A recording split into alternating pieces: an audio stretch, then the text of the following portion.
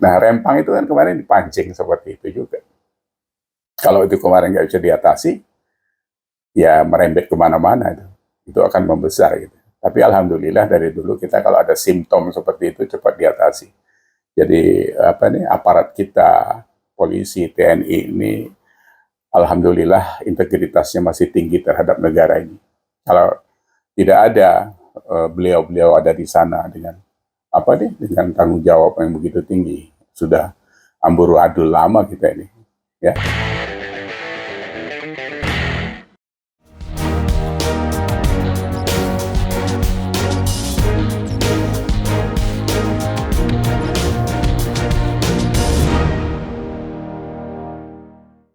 Selamat siang, ketemu lagi di Respon. Kita lanjut ngobrol yang masih hangat tentang Rempang. Tapi alhamdulillah tadi saya dapat potongan video Pak Bahlil, Gubernur Kepri dan Wali Kota Batam bersama-sama meninjau tanah di Rempang yang terhampar sebagai wilayah yang akan ditempati oleh investor pabrik kaca terbesar nomor 2 di dunia. Ributnya kemarin itu ternyata sudah kita ketahui bahwa memang ada provokator. Jadi video-video yang ditangkap itu orang-orang luar. Gitu. Kita tidak tahu siapa yang punya kepentingan ini, tapi ini gangguan-gangguan seperti ini ya sama seperti di Jakarta, ada gangguan demo, bahkan anak-anak kita UI saja bisa masuk angin gitu, sampai nantang Jokowi untuk turun, mau dimanjurkan dan sebagainya. Ini kan memang ada bohirnya, ada dananya, gitu. Apalagi Rempang, gitu kan. Yang dipakai adalah etnis Melayu, seolah-olah etnis itu akan dihanguskan, akan dimarginalkan oleh pemerintah. Anda percaya bagaimana Pak Jokowi mengurus Indonesia hampir 10 tahun ini? Urusan BBM Papua yang puluhan tahun tidak bisa diberesin oleh presiden-presiden yang mengatakan dirinya keren itu di tangan Jokowi. Di 1 bulan dilantik, harga BBM sama. Papua dan Jawa yang selama ini di sana 60.000, di sini 6.450. Zolim kita ini dari dulu. Menikmati mobil berpuluh-puluh di rumahnya dengan BBM yang disubsidi pemerintah. Sementara orang Papua, itu orang Indonesia yang sebenar-benarnya. Karena dia beli bensin 60.000. Ya. Nah, jadi zaman Pak Jokowi ini nggak ada yang terbesit di hatinya untuk memarginalkan rakyatnya. Mana mungkin? Kalau itu yang kalian sampaikan, itu ya kedunguan itu ada sama sampean, bos. Kalau gangguan ya kita sudah tahu.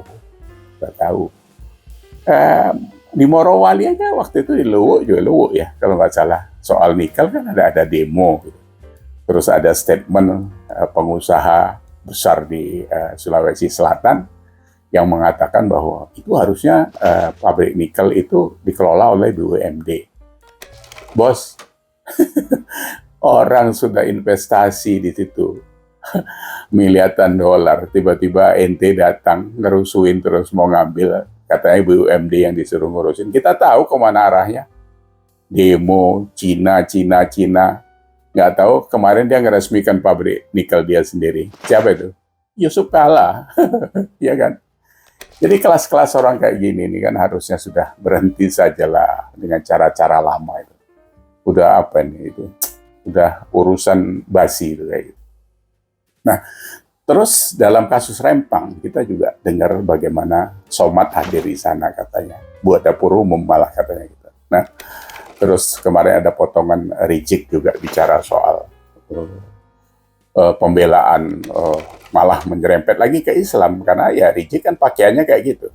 Pakai sorban, baju putih, teriak-teriak, takbir. Padahal mulutnya kotornya lebih parah dari got. Gitu. Mana ada orang Islam seperti itu?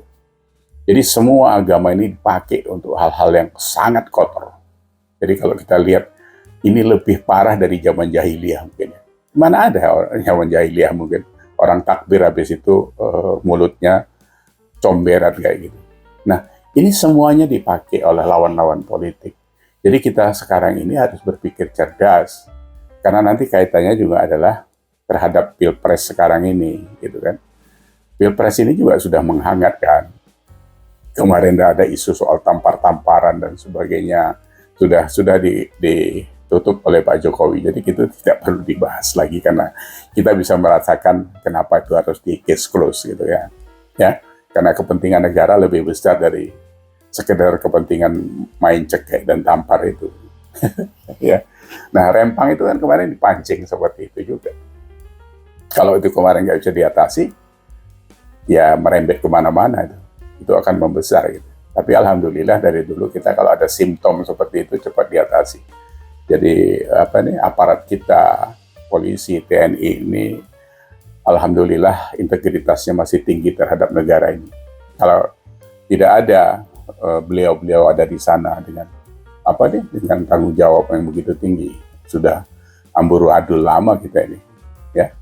Kasus Jakarta aja dulu kan, pilkada Jakarta itu kalau itu sampai lengah sedikit saja, itu pecahnya Indonesia. Kan kemarin sempat memecahkan Jakarta juga, terbelah kan. Hasilnya apa? Dapat Gubernur Anies Baswedan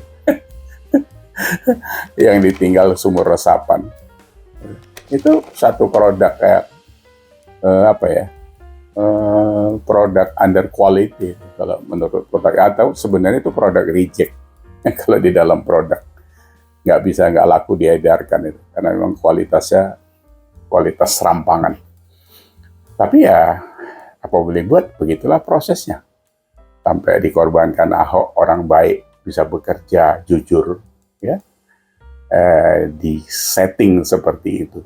Ya kan Buniani kan sudah menyampaikan yang terakhir, membuat statement, saya masih ada videonya, ya, bahwa settingan potongan video itu dibuat partai tertentu, ya, 30 detik itu mengorbankan Ahok masuk penjara 2 tahun. Dan Buniani sendiri juga masuk penjara kalau nggak salah. Kalau dia yang salah sebenarnya kan Ahoknya tidak salah gitu. Tapi ya sudah, karena politik kita memang ada begitu-begitunya gitu.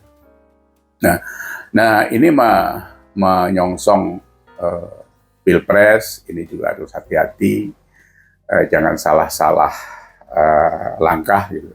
Khususnya dalam memilih presiden, jadi jangan salah langkah dalam menentukan pilihan, karena masa depan kita ini sudah di ujung landasan take off yang dibuat Pak Jokowi. Ya, Indonesia Maju ini bukan sekedar mimpi, sekarang sudah di ujung melepas landasan, ya, itu harus ditangkap oleh pemimpin berikutnya yang bisa menerima tongkat estafet dengan baik, bukan yang sekedar janji makan gratis atau BBM gratis. Jadi kita sekali lagi harus menguatkan bagaimana kita menjaga Pak Ganjar Pranowo sebagai penerus Joko Widodo ini. Gitu. Ya itu cukup jelas, dan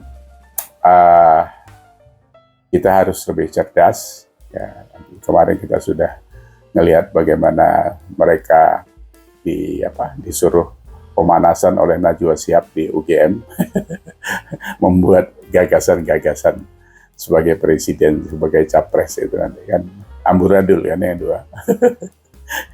Pak Ganjar yang paling keren di situ. Jadi baik pandangan tentang masa depan Indonesia dan dan janji dan refleksi dirinya dari yang disiapkan Najwa Shihab, suruh berkaca masing-masing itu. Pak Prabowo nggak berani berkaca, Pak Anies bingung, Pak Ganjar yang jelas ya. Jadi dia bilang ibunya berpesan, itu pesan orang tua yang sangat bermakna. Jabatan itu jangan dikejar. Kalau sudah takdirmu, dia akan hadir bersamamu. Dan yang terakhir, yang paling luar biasa, jangan korupsi. Itu yang sudah dibuktikan Ganjar Pranowo di Jawa Tengah selama 10 tahun. Ya, kalau dia koruptor, dia 10 tahun di Jakarta sebagai anggota DPR RI, harusnya rumahnya di Menteng kali. Ya. Di Jawa Tengah 10 tahun, rumahnya cuma di Banjarnegara, nggak ada di Semarang.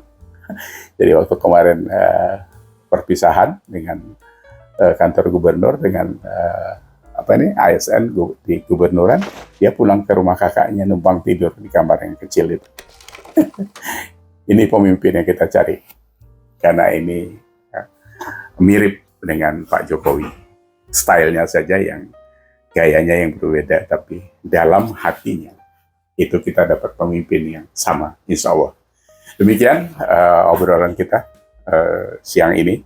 Semoga hal-hal yang kita harapkan dari sebuah kebaikan akan menghasilkan kebaikan yang berkepanjangan. Terima kasih sekali lagi. See you.